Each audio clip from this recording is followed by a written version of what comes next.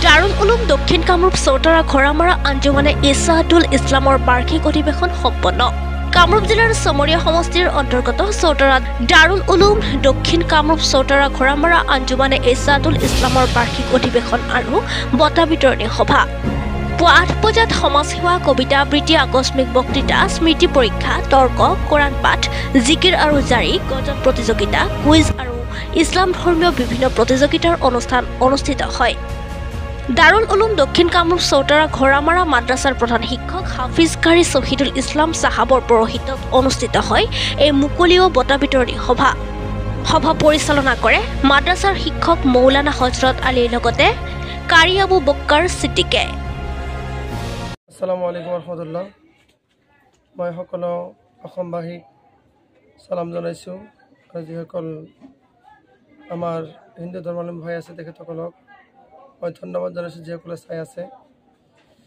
বিশেষকৈ আজি দক্ষিণ কামৰূপ চৌতাৰা মাদ্ৰাছাৰ যি আঞ্জুমান হ'ল, এই আঞ্জুমানত মই গুণাগাৰ মুখ্য অতিথি হিচাপে আছিলোঁ আৰু এই আঞ্জুমানত ছাত্ৰসকলৰ লগত অংশগ্ৰহণ কৰি বহুতে আনন্দিত হৈছোঁ আৰু এখেতসকলৰ যি পাৰফৰ্মেঞ্চ দেখুৱাইছে আলহামদুলিল্লাহ। মই দোৱা কৰোঁ আল্লাহ পাক ৰব্বুল আলমিনে ইনশাআল্লাহ সকলোকে আগামী ফিউচাৰত সকলোকে ইনশাআল্লাহ দিনৰ দায় হিচাপত বা কোনো এটা সমাজৰ নেতৃত্বাধীন হিচাপত আল্লাহ কবুল কৰিব। আৰু বিশেষকৈ মই যিটো অহাৰ পিছত দেখা পালোঁ যে মাদ্ৰাছাৰ ছাত্ৰসকল যি পৰিৱেশ বা ইহঁতৰ যি ডিচিপ্লিন, মই এই ছাত্ৰসকলৰ যিসকল শিক্ষক আছে প্ৰত্যেকজন শিক্ষক অৰ্থাৎ হুজুৰসকলক মই ধন্যবাদ জনাইছোঁ।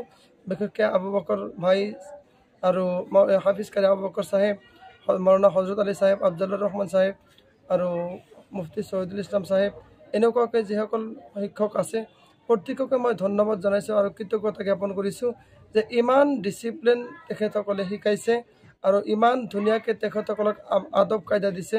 আল্লাহ পাক ৰব্বুল আলমিনে সকলোকে কবুল কৰক।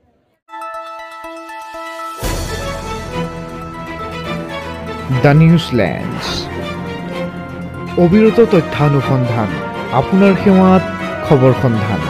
দ্য নিউজলেণ্ড।